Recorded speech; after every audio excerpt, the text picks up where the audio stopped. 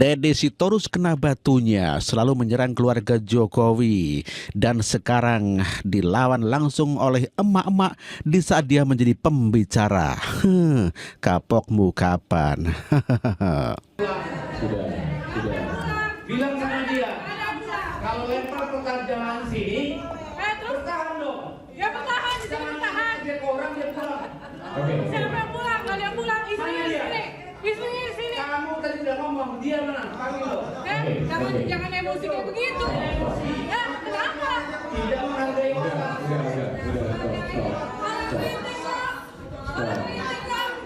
Oke, sudah. Kita kemarin mau diskusi, kalau mau ngomong terus pergi ngapain? Siapa yang pergi? Siapa yang pergi? Siapa yang pergi? Begitu ya. Mama dilawan.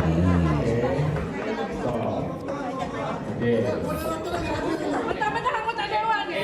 Mentang-mentang anggota dewan ya. Kita wakil rakyat. Punya apa? Orangnya mana yang ngomong tadi? Sini. Oke, stop. Sudah. Stop. Oke, kita pindah. Ibu diam dulu. Kita pindah. Saya mau menjawab dia ternyata udah pergi. Itu namanya menghormati apa tidak? Itu menghormati apa tidak? Oke. Sudah. Oke. Baik, sudah ya. Sudah nggak usah dijawab. Iya, nggak apa-apa. Nggak, tadi saya kaget kok tiba-tiba udah nggak ada. Ya. Oke, lanjut. Saya mau menjelaskan begini. Apakah PD Perjuangan hanya karena berbeda pada Jokowi menjadi kritis? Silakan dicek dari 2014. Silakan cek TV Parlemen. Silakan cek bagaimana yang namanya Effendi Simbolon dan yang lain-lain harus berhadapan dengan partai karena kritis terhadap Jokowi. Jadi kalau dibilang hanya karena sudah berbeda dengan Jokowi baru kita kritis, ntar dulu. Oke. Rekam jejak ada. Ya, Sudah. 2019 juga sama. Itulah Deddy Sitorus yang mengaku konsisten mengkritik keluarga Joko Widodo sejak tahun 2014, di mana dia pegangannya adalah Effendi Simbolon sebagai orang PDP yang melawan partai dikarenakan berbeda pandangan dengan Joko Widodo. Dan sekarang Deddy Sitorus kena batunya, dilawan oleh mama dikarenakan selalu menyerang keluarga Jokowi. Ya, kelihatannya seperti itu ya. Ya, memang agak aneh dulu begitu membela habis-habisan Jokowi, namun sekarang begitu sangat menghina dan merendahkan keluarga Jokowi. Dia mengatakan aneh juga sih. Berada di dulu kan kalau ada yang mengkritik Jokowi, abang bela habis-habisan nih Jokowi. Sekarang abang berada di posisi yang mengkritik Jokowi. Aneh gak rasanya, Bang?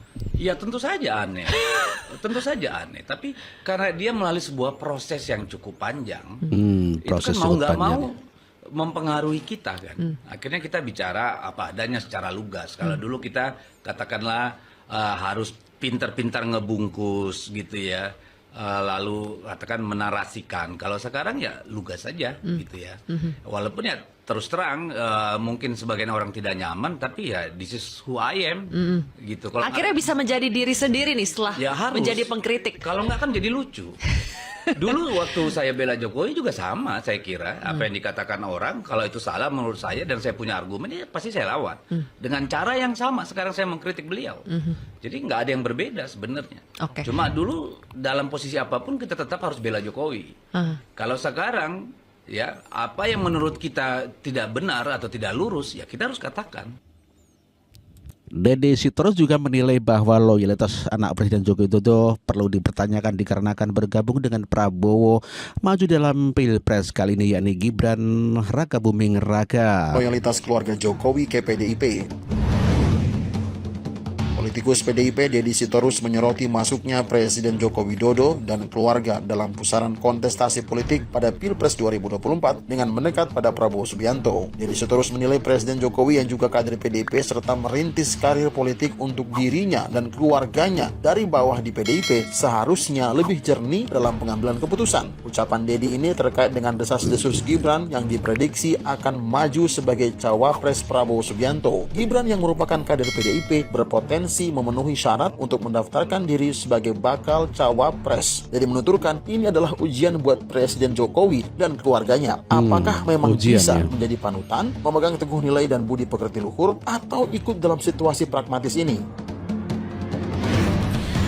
Itulah Deddy Sitorus dikabarkan sangat kecewa sekali dikarenakan Presiden Jokowi bergabung dengan Prabowo dan apalagi Gibran menjadi wakil presidennya Prabowo Subianto. Deddy Sitorus juga mengatakan kalau Pak Jokowi menginginkan 3 periode, katanya 2019 begitu katanya ya. Aduh, Deddy ya. Aduh, kita dengar ya. Dimulai dari pikiran. Pikiran siapa? Kalau saya pribadi mengatakan pikiran Presiden Jokowi. Bagaimana membuktikannya? Mari saya dapat informasi. 1 hari setelah putusan MK tahun 2019, Presiden Jokowi bertemu dengan pakar hukum. Dia tanya dengan alasan keberlanjutan, menjaga proyek-proyek segala macam, bagaimana dengan amandemen dan 3 periode.